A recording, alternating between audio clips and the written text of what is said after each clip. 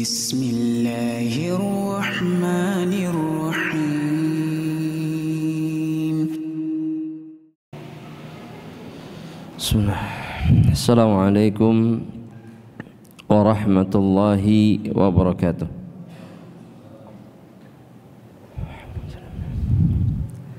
Innal hamdalillah nahmaduhu wa nasta'inuhu wa nastahdihi wa na'udzu billahi min syururi anfusina wa sayyiati a'malina. Man yahdihillahu fala mudilla lahu wa man yudlilhu fala hadiya lahu. Fa ashhadu an la ilaha illallah wahdahu la syarika lah wa ashhadu anna Muhammadan abduhu wa rasuluhu la nabiyya ba'dah. Ya ayyuhalladzina amanu ittaqullaha haqqa tuqatih wa la tamutunna illa wa antum muslimun.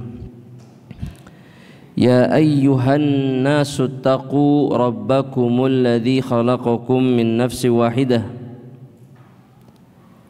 wa khalaqa minha zawjaha wa batha minhuma rijalan katsiran wa nisaa wattaqullaha alladzi tasaaluna bihi wal arham innallaha kana 'alaikum raqiba. Ya ayyuhalladzina amanu taqullaha wa qulu qawlan sadida yuslih lakum a'malakum wa yaghfir lakum dhunubakum wa man yuti'illaha wa rasulahu faqad faza fawzan 'azima. Fa amma ba'du ibadallah rahimani wa rahimakumullah. Kembali kita melanjutkan apa yang disampaikan oleh Asy-Syaikh di dalam kitabnya Syarh Ushulil Iman. Berkata Syekh Muhammad ibn Shalih Al-Utsaimin rahimahullahu ta'ala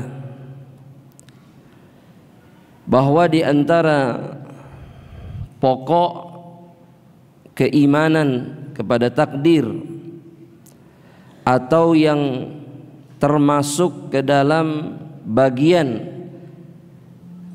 perkara terpenting di dalam masalah al-imanu bil qadar, perkara yang ketiga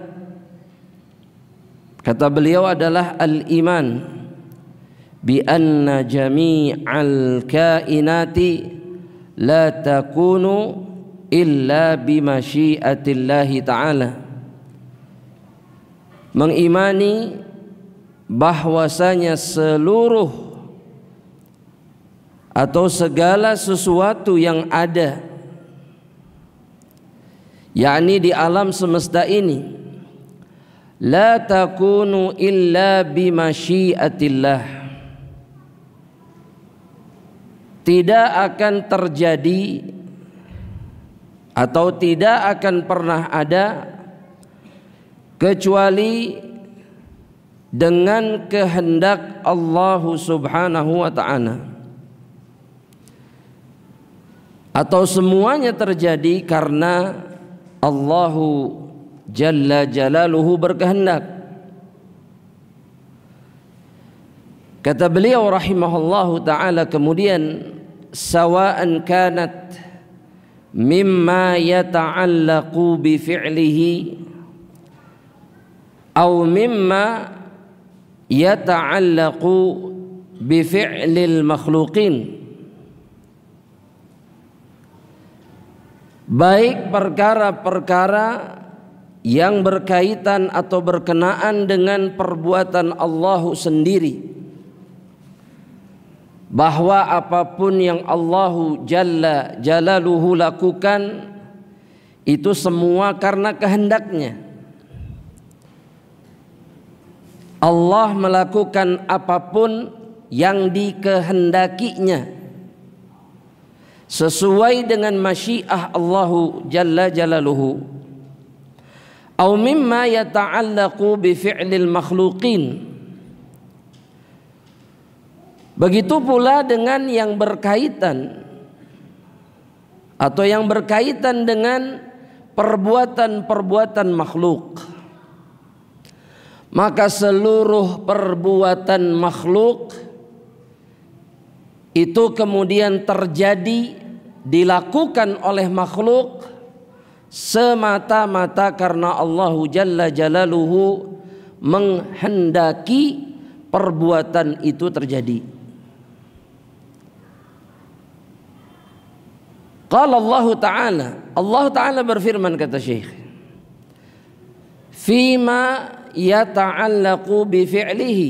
Allah berfirman tentang kehendak Allah yang berkenaan dengan perbuatannya, yakni dengan perbuatan Allah Jalla Jalaluhu, sebagaimana yang Allah Subhanahu wa ta'ala firmankan di dalam surat Al-Qasas ayat yang ke-68, ketika Allah Jalla Jalaluhu mengatakan, wa rabbuka, dan Rabbmu wahai Muhammad sallallahu alaihi wasallam, yakhluqu ma yasha'u wa yakhtar, bahwa Rabbmu Allah wahai Muhammad, yakhluqu ma yasha', Allah menciptakan apapun yang dikehendakinya, terserah Allah, sesuai dengan kehendak Allah.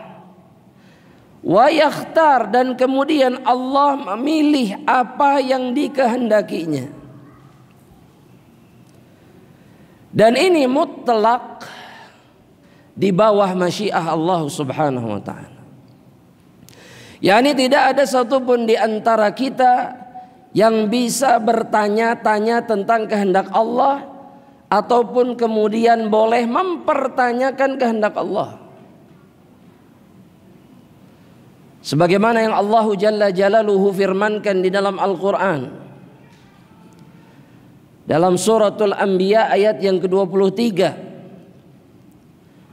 ketika Allah Subhanahu wa ta'ala mengatakan, la yus'alu amma yaf'al wa hum yus'alun, kata Allah, Allah itu tidak ditanya tentang apa yang dikerjakannya. Allah tidak ditanya. Tidak ada pertanyaan seperti ini, kenapa Allah menghendaki ini, nggak ada. Karena Allah bukan zat yang pantas kemudian ditanya kehendak dan perbuatannya. Dan Allah sendiri menegaskan, la yus'alu amma yaf'al, Allah itu nggak ditanya, sehingga jangan bertanya-tanya. Tapi kemudian Allah mengatakan wahum yus'alun, sedangkan mereka, yakni hamba-hamba Allah, merekalah yang akan ditanya oleh Allah Subhanahu wa ta'ala. Mereka yang akan ditanya. Sibuklah dengan diri mereka sendiri. Dalam ayat yang lainnya, Syekh mengatakan dalam surat Ibrahim ayat yang ke-27, Allah Subhanahu wa ta'ala mengatakan, wa yaf'alullahu ma yasha, Allah melakukan apa saja yang dikehendakinya, sesuka Allah. Apapun yang Allah mau, itu yang Allah kerjakan, itu yang Allah tetapkan. Masih tentang perbuatan Allah itu di bawah masyiahnya. Dalam ayat yang lain Allah Subhanahu wa ta'ala mengatakan dalam suratul Imran, dalam surat Al-Imran ayat yang ke-6,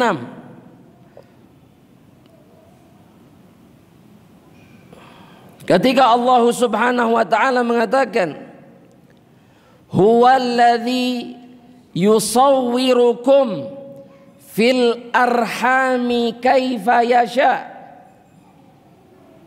Dialah Allah yang yusawwir, membentuk rupa kalian.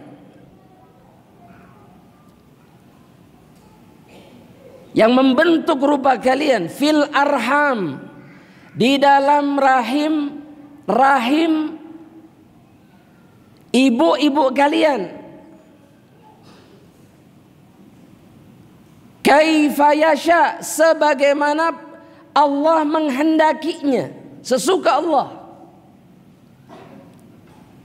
Baik dari rupanya, baik dari jenis kelaminnya, semua di bawah masyiah Allah Subhanahu wa ta'ala.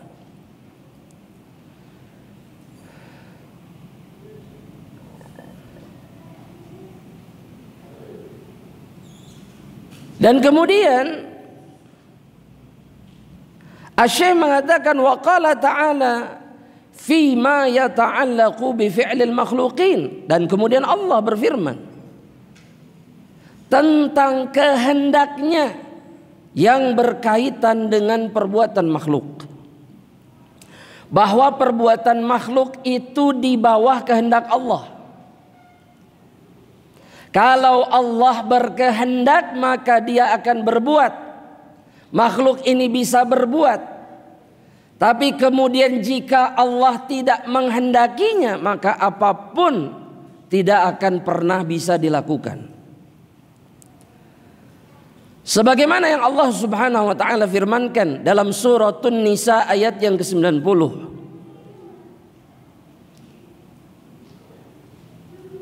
Di mana Allah Subhanahu wa ta'ala mengatakan, walau sya'allahu lasallatahum alaikum falaqatalukum, kata Allah. Kalaulah Allah berkehendak, maka Allah akan jadikan musuh-musuh kalian, memberikan kekuasaan kepada mereka untuk bisa mengalahkan, menghadapi kalian dan memerangi kalian. Kalau Allah berkehendak, sehingga kaum muslimin tidak bisa melakukan apapun, tidak bisa melawan mereka sedikit pun. Tapi Allah berkehendak lain. Allah berikan kekuasaan kepada kaum muslimin. Di tengah kelemahan mereka, di tengah jumlah mereka yang sedikit, Allah berikan, Allah kehendaki, merekalah yang mengalahkan musuh-musuh mereka.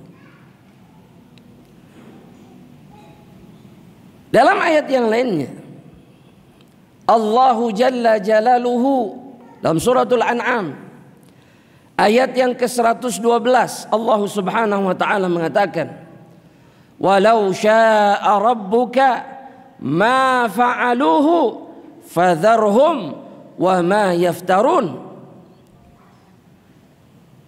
Kalaulah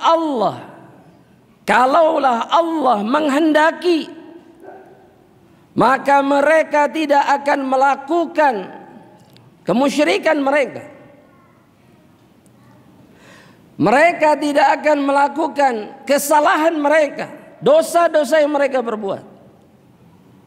Tapi kata Allah Subhanahu wa ta'ala, fadharhum wa ma yaftarun. Tapi biarkan mereka dan seluruh kebohongan-kebohongan yang mereka buat. Jangan kemudian sibuk untuk bisa kemudian menunjukkan jalan yang lurus kepada mereka. Artinya tersakiti ketika mereka tidak dapat hidayah, merasa berat ketika orang-orang yang kufur ini, orang-orang yang syirik ini, orang-orang yang berdosa ini kemudian tidak mau kembali kepada Allah. Dharhum, biarkan mereka. Karena semuanya di bawah kehendak Allah Subhanahu wa ta'ala.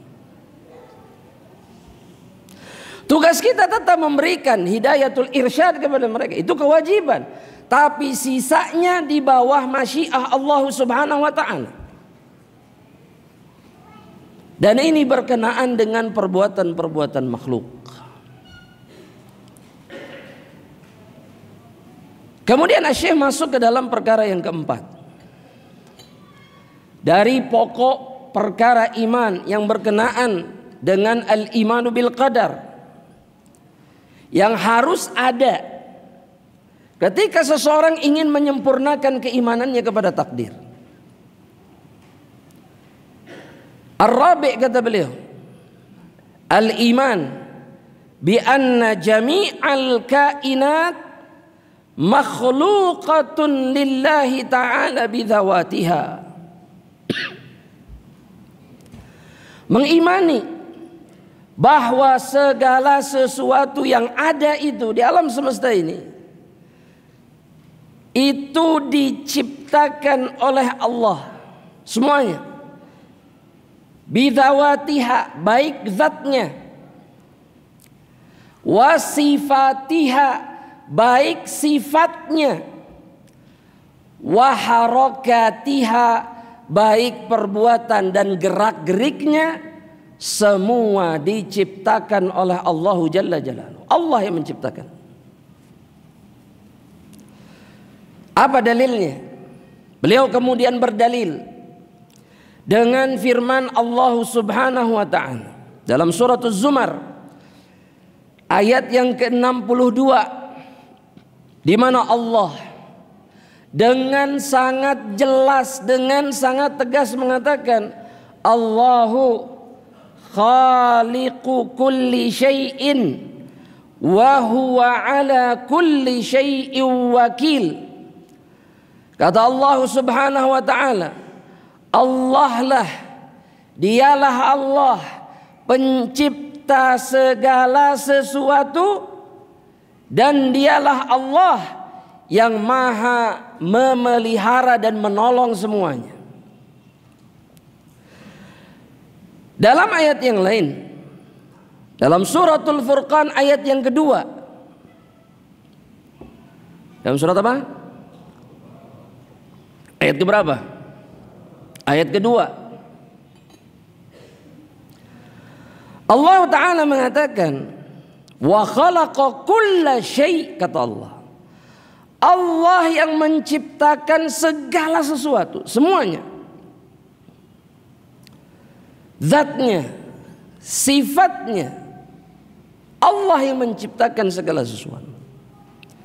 Faqaddarahu taqdira, dan kemudian Allah menetapkan ukuran segalanya, ketetapan segalanya dengan sangat tepat, tidak ada yang meleset sedikit pun.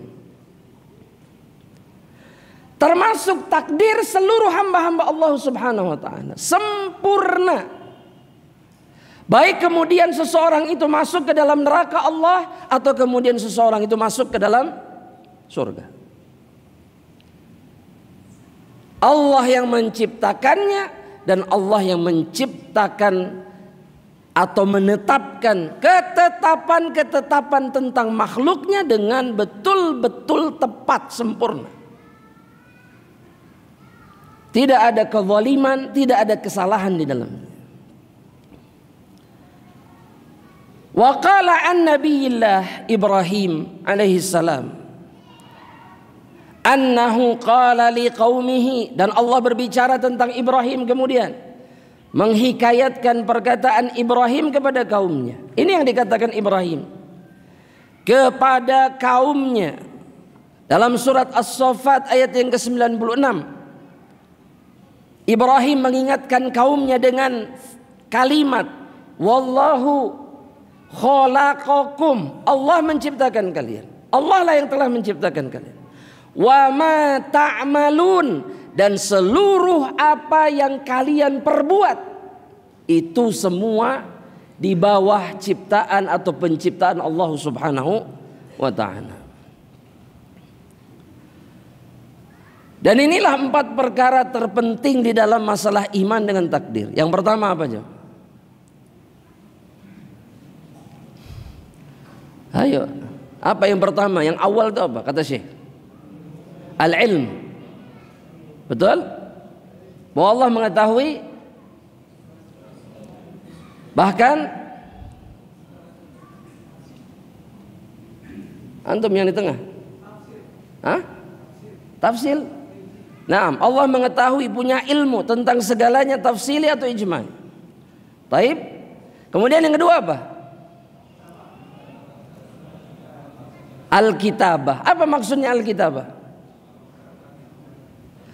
Bahwa semua ketetapan Allah itu sudah tertulis.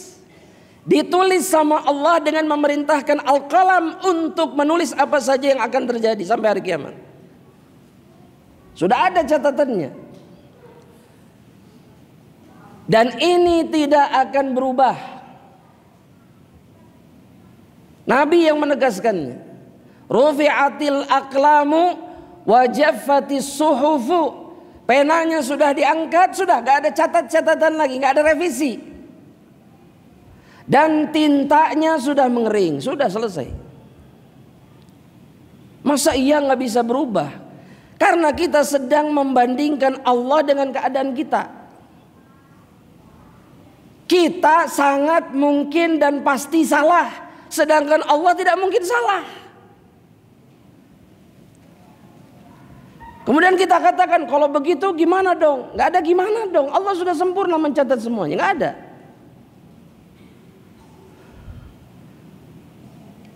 Dan berdalil dengan doa itu ya, hadis doa sudah dibahas sebelumnya. Tidak ada pertentangan antara hadis itu dengan ketetapan Allah. Karena doa jika dia kemudian merubah keadaan seseorang, itu sudah berada di bawah ketetapan yang Allah tulis 50.000 tahun sebelum Allah menciptakan langit dan bumi. Dan beginilah iman Nabi terhadap takdir. Nabi gak pernah ragu sedikit pun bahwa semuanya maktub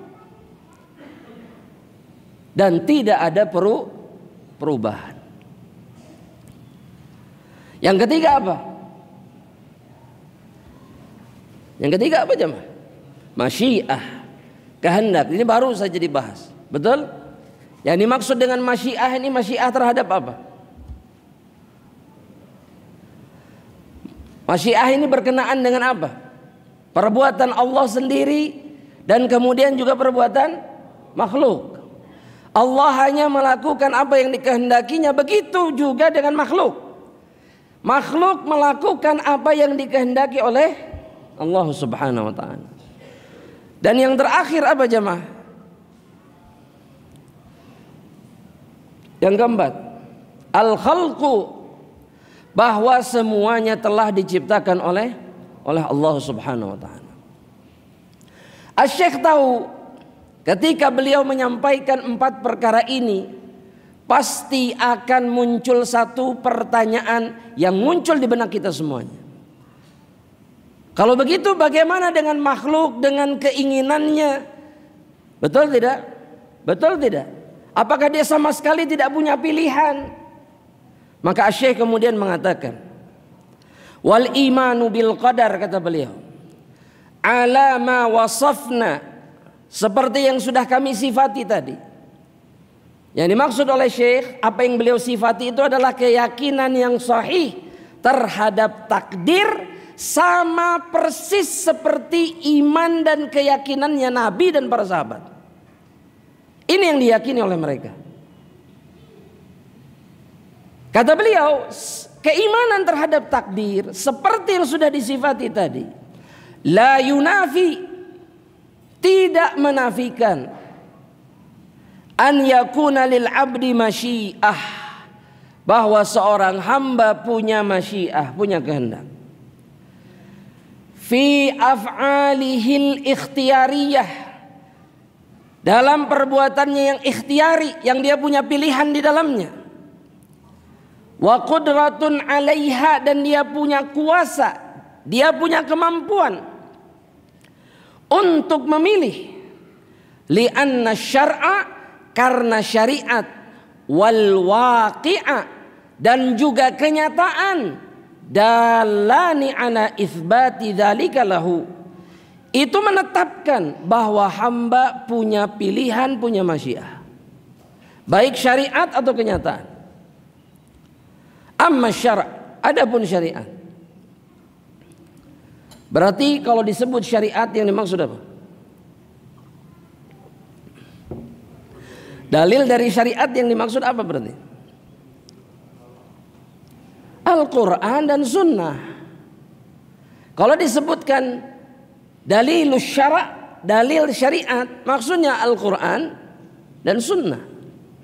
Kata beliau, amma syara', adapun di dalam syariat, dalilnya adalah faqad qala Allah Ta'ala, bahwa Allah Subhanahu wa Ta'ala itu berfirman fil masyiah, tentang masyiah. Yang dimaksud di sini adalah masyiah, kehendak, pilihan yang dimiliki oleh seorang hamba. Dalam surat An-Naba ayat yang ke-39, juz amma. Ini di akhir-akhir. Apa? Siapa yang ingat?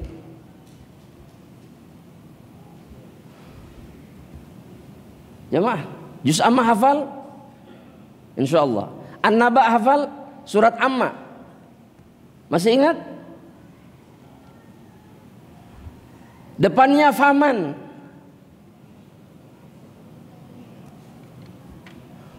Nggak kedengeran jemaah. Faman sya'attakhadha ila rabbihi ma'aba. Apa artinya?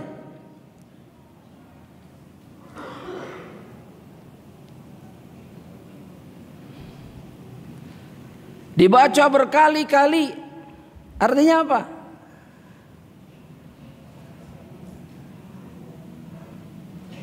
Barang siapa yang mau, yang berkehendak, yang menghendaki, yakni seorang hamba. Barang siapa di antara seorang hamba yang mau, yang punya kehendak, ittakhadha ila rabbihi ma'aba, maka niscaya dia akan menempuh jalan Rabbnya.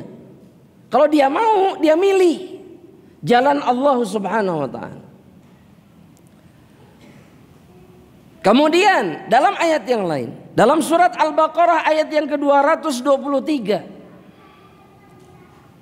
apa kata Allah Subhanahu wa Ta'ala? Fa'tu harthakum anna syi'tum. Ketika Allah Subhanahu wa Ta'ala mengatakan bahwa istri-istri kalian itu, kata Allah, adalah tempat bercocok tanam bagi kalian, wahai laki-laki. Ini bahasa Allah, kinayah dari Allah Subhanahu wa Ta'ala. Kemudian kata Allah, fa'tu harthakum anna syi'tum. Apa artinya? Apa artinya? Datangilah apa? Datangilah istri-istri kalian itu dari arah mana saja yang kalian sukai, dari arah mana saja yang kalian kehendaki, bebas. Dan ayat ini berkenaan tentang apa yang dilakukan orang-orang Yahudi. Orang-orang Yahudi bilang, barang siapa yang mendatangi istri-istrinya, mohon maaf, ini ilmu, dari belakang, maka anaknya pasti cacat ketika lahir. Maka turunlah ayat ini. Kata Allah, datangi dari mana saja sesuka kalian, sesuai dengan kehendak kalian, kemauan kalian. Iya, betul tidak jemaah? Betul. Cuman satu sisi yang diharamkan sama Allah di dalam berhubungan suami istri. Apa? Yang gak boleh didatangi apa? La ilaha illallah jemaah. Apa yang gak boleh? Ini ilmu, kita gak bicara ngalor ngidul ini. Apa? Dubur yang nggak boleh. Yang nggak boleh cuman itu. Paham maksudnya jamaah rahmatullah? Dan di sini Allah mengaitkannya dengan masyiah makhluk, dengan kehendak makhluk. Kemudian dalam ayat yang lainnya, Allah berbicara tentang kemampuan seorang hamba untuk melakukan sesuatu. Qudrah. Dia punya kemampuan. Selain dia punya kehendak, dia pun diberikan kemampuan oleh Allah Subhanahu wa Ta'ala. Dalam surat At-Taghabun ayat yang ke-16, Apa bunyinya jemaah? Fattaqullaha mastata'tum, bertakwalah kepada Allah semampu kalian atau sesuai dengan kemampuan kalian. Istita'ah itu artinya kudrah, mampu melakukan sesuatu, yang mengisyaratkan bahwa makhluk juga punya kemampuan terhadap perbuatannya, meskipun dia kemudian di bawah masyiah Allah Subhanahu wa ta'ala. Begitu juga dalam ayat yang lainnya, dalam suratul Baqarah ayat yang terakhir, ayat keberapa? 287, betul? Salah, bukan 287, 286. Apa bunyinya? La yukallifullahu illa wus'aha. Allah tidak membebani seseorang kecuali sesuai dengan apa? Wus'aha ay qudrataha, sesuai dengan kemampuan dan kesanggupannya. Yang sanggup untuk ditahan oleh dirinya, yang sanggup ditanggung oleh dirinya. Dia punya kudrah untuk menghadapi beban yang diberikan sama Allah. Bisa bersabar, bisa bersyukur, bisa melakukan yang semestinya. Laha ma kasabat wa 'alaiha maktasabat. Apa artinya? Ini dibaca tiap malam. Masa artinya enggak hafal?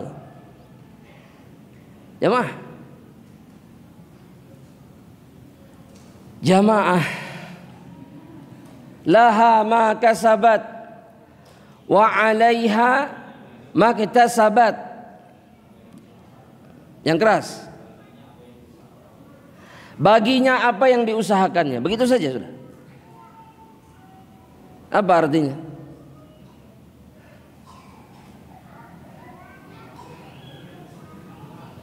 Yang keras, Pak. Yang dimaksud dengan laha ma kasabat, dia akan mendapatkan balasan pahala atas kebaikan yang dia kerjakan. Wa 'alaiha maktasabat, dan dia berhak mendapatkan siksa atau hukuman atas keburukan yang dia kerjakan.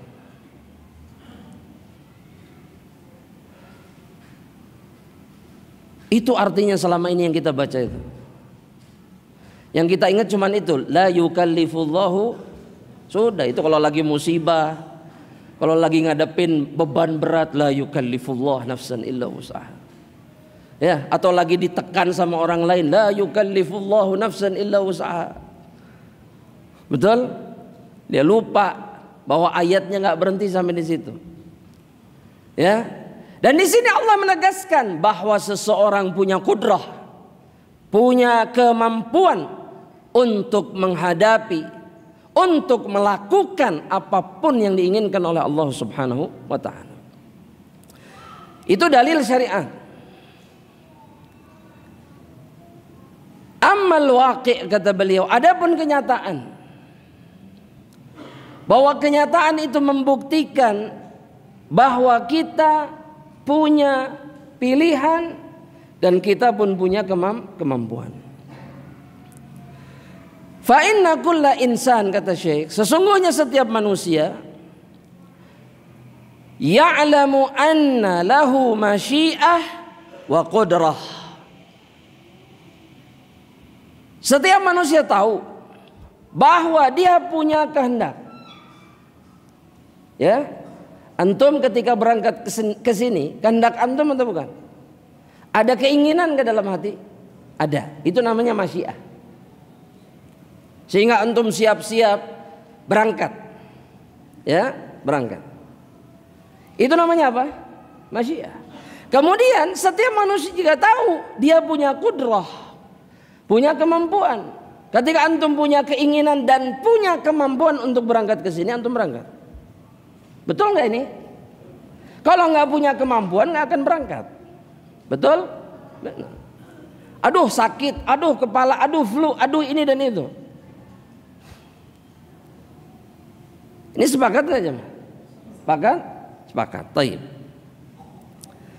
Bihima yaf'al wa bihima yatruk. Dengan keduanya dia melakukan sesuatu dan dengan keduanya dia meninggalkan sesuatu. Dan ini ditetapkan dalam syariat atau tidak? Bahwa manusia bisa menginginkan sesuatu dan dia bisa punya pilihan dan kemudian dia punya kemampuan. Ditetapkan syariat tidak? Ditetapkan syariat atau tidak? Apa dalilnya? Tadi yang sebelumnya. Betul? Jamaah. Betul nggak ini jamaah? Baru 2 menit. Betul. Taib. Nanti kita ulang. Ini harus diulang. Ya, kita ulang. Dalilnya apa? Taib. Jelas ya? Wa yufarriqu baina ma yaqa'u bi iradatihi. Dan dia bisa membedakan apa yang terjadi sesuai dengan iradah atau keinginan. Ya, dan kita akan lanjutkan insyaallah taala setelah salat Isya. Setelah azan, salat dulu kita ya.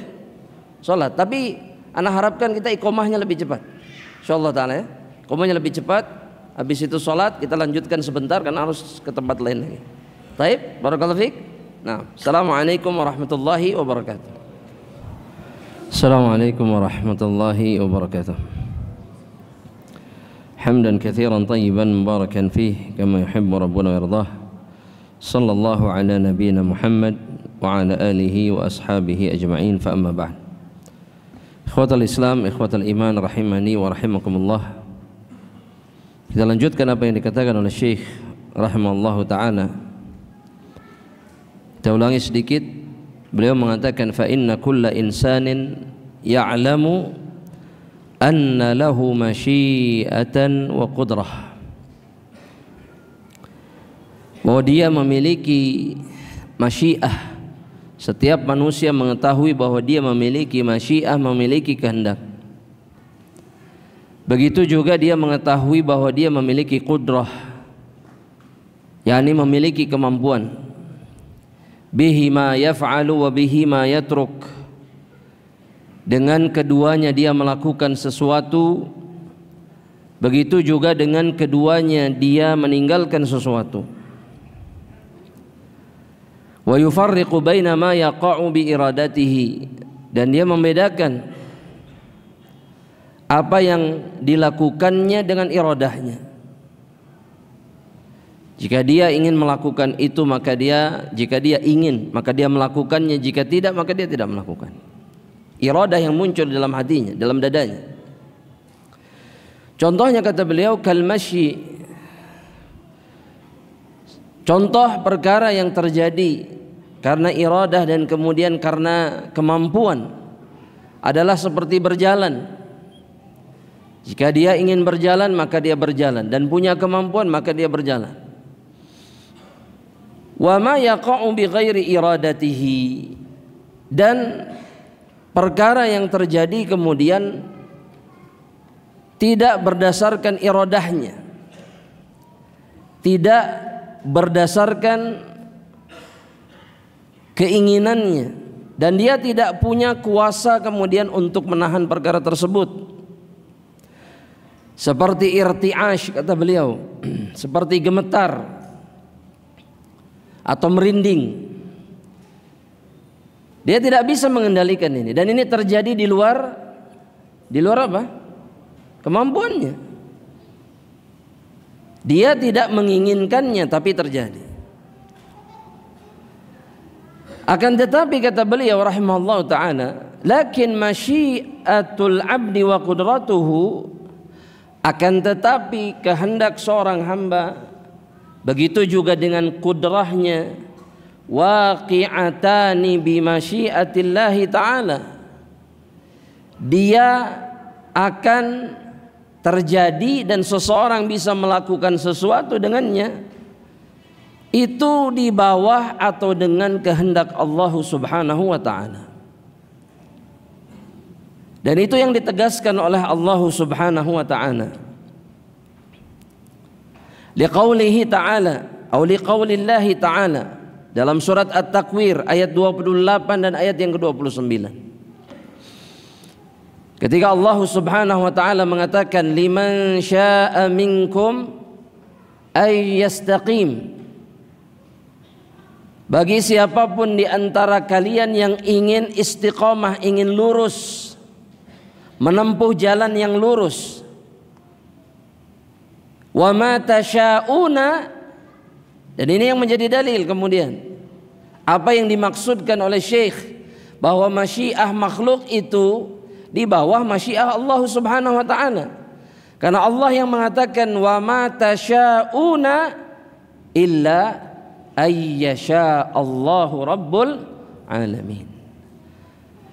Dan kalian kemudian tidak akan dapat menghendaki perkara tersebut, yakni menempuh jalan yang lurus, kecuali apabila dikehendaki oleh Allah Subhanahu wa ta'ala Rabbul Alamin. Dan inilah yang diyakini oleh Ahlus Sunnah wal Jamaah, bahwa setiap makhluk memiliki kehendak, dia pun memiliki kudrah, tapi kehendak dan kudrahnya di bawah masyiah Allah Subhanahu wa ta'ala. Wali'annal kauna, kata beliau, kata Syekh rahimahullah ta'ala, karena al-kaun, seluruh yang ada, makhluk ciptaan Allah Subhanahu wa ta'ala, yang diciptakan oleh Allah ini, kullahu mulkun lillah, karena semuanya itu adalah milik Allah. Kita milik siapa? Milik Allah, beserta seluruh yang ada di seluruh penjuru alam semesta ini. Milik siapa? Milik Allah Subhanahu wa ta'ala.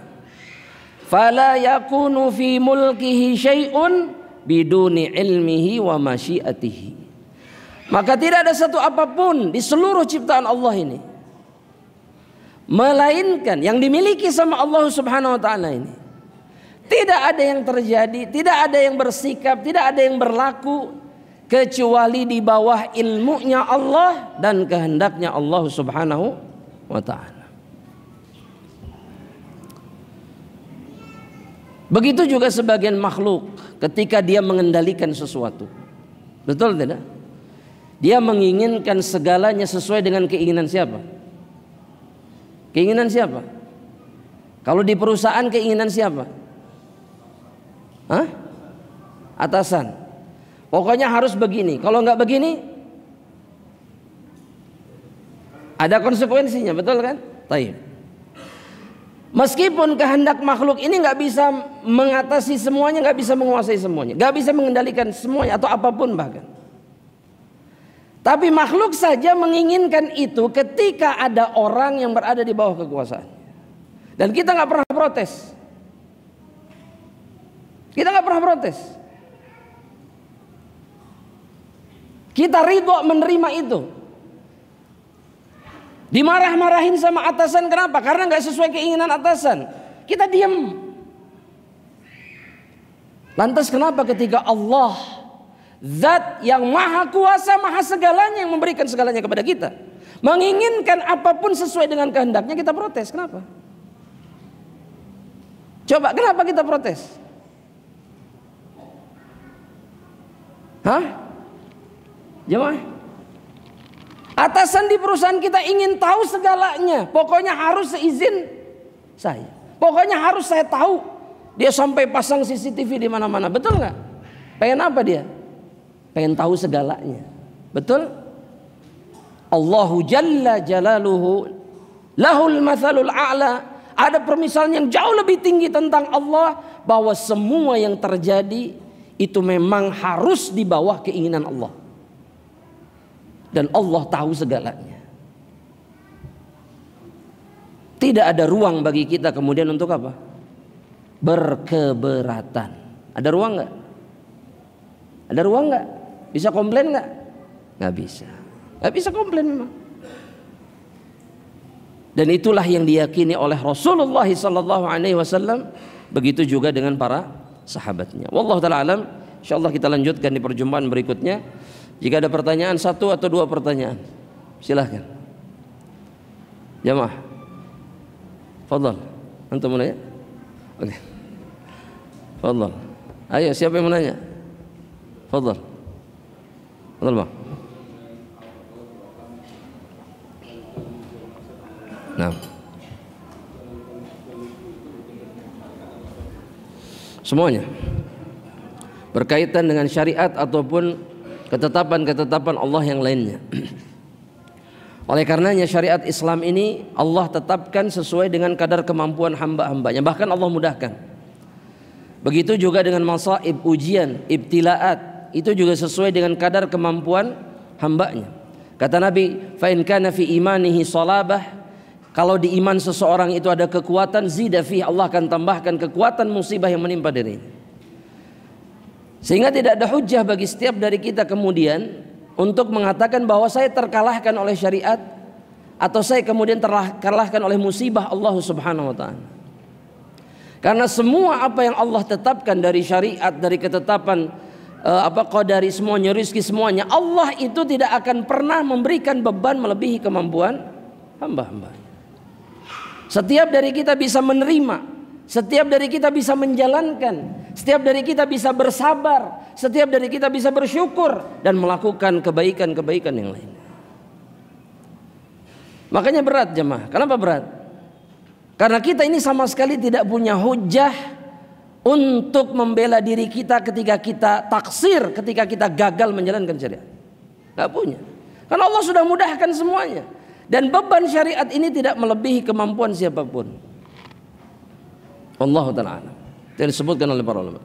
Silakan, ini yang kedua, yang terakhir, silakan. Ya, antumlah yang terakhir, ketiga, fadhal.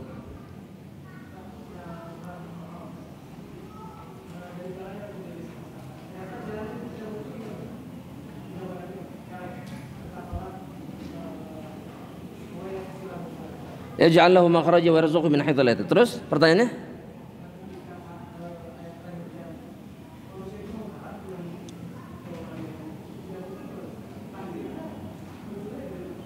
Gak mungkin. Allah ketika mengatakan sebuah janji itu pasti terjadi. Makanya bahwa apapun yang diharapkan oleh seorang hamba itu dari kebaikan yang dia lakukan dan dijanjikan sama Allah, dia pasti dapatkan. Gak di dunia, nanti dia dapatkan di akhirat.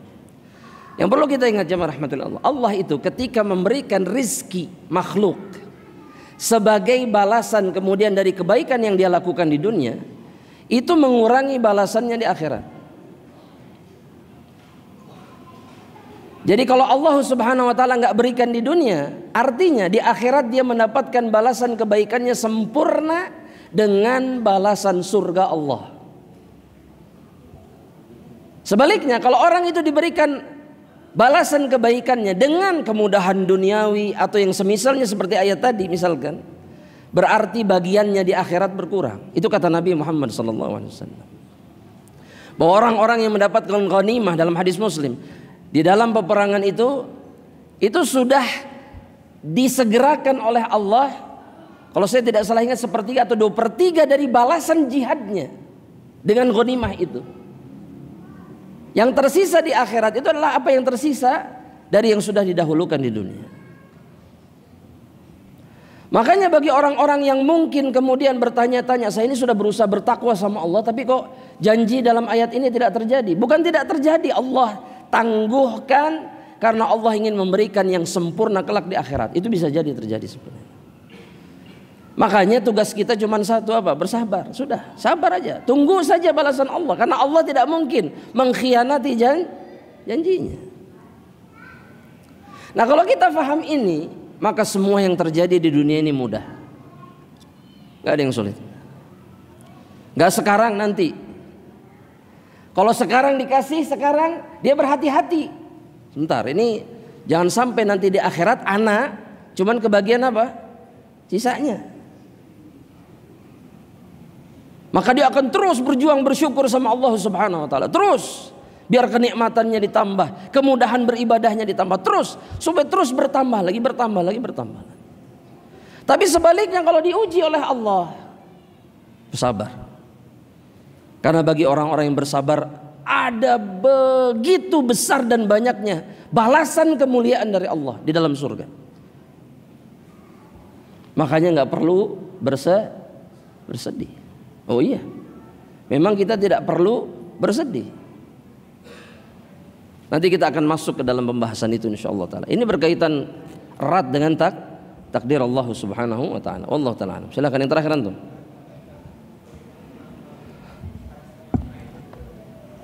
Ain, ini sudah ditanyakan sebelumnya. Betul? Kata Nabi Muhammad SAW, "Lau kana syai'un sabiqul qadar." Kalau ada, kata Nabi. Faktanya tidak ada. Itu dulu yang diingat. Itu kata Imam Al-Qurtubi, Al-Imam Ibnu Hajar, enggak ada yang mendahului takdir, enggak ada. Karena takdir Allah Subhanahu wa taala itu sudah tetap. Dan Nabi cuma bilang apa? Kalau ada. Itu dulu yang harus diingat. Dan kemudian Nabi mengatakan kalaupun ada, maka ain bisa mendahului takdir. Bukan karena ain itu lebih luar biasa, di luar kendali takdir Allah, bukan. Tapi mubalaghah. Ini namanya mubalaghah. Kata Imam Al-Qurtubi, an-nabiyyu tubaligh fi ta'thiril ain. Nabi Muhammad SAW itu apa namanya? Mubalaghah itu sangat lebih menggambarkan ain itu lebih sangat gitu. Sangat, efeknya itu sangat luar biasa. Efeknya itu sangat berbahaya. Ya, padahal tidak seperti itu kenyataannya. Maksudnya dia tidak mendahului takdir. Taib, karena semuanya sudah ditetapkan oleh Allah. Ain itu di bawah takdir Allah tidak? Iya. Tapi mimbabil mubalaghah, kata para ulama, dari bab mubalaghah Nabi menggambarkan ain seperti ini agar apa? Agar kita berhati-hati terhadap ain. Dan Nabi sendiri yang mengatakan dalam hadis yang dihasankan oleh sebagian ulama bahwa yang paling banyak menyebabkan kematian bagi hamba-hamba Allah itu adalah ain. Ini kata Nabi Muhammad sallallahu alaihi wasallam. Mudah-mudahan jelas insyaallah taala. Jadi ain ini tidak mendahului takdir. Kan Nabi bilang laukan, kalau ada. Dan faktanya tidak. Faktanya tidak. Tidak ada yang mendahului takdir Allah. Ada enggak? Enggak ada. Semua sudah ditetapkan di dalam takdir. Tidak ada yang mendahului ilmu Allah. Tidak ada yang mendahului masyiah Allah Subhanahu wa taala. Wallahu taala alam. Kita cukupkan sampai. Semoga Allah mengampuni dosa-dosa kita dan mengumpulkan kita kelak dalam jannahnya. Amin. Kita akhiri dengan doa kafaratul majlis. Subhanakallahumma wa bihamdika asyhadu an la ilaha illa anta astaghfiruka wa atubu ilaik. Assalamualaikum warahmatullahi wabarakatuh.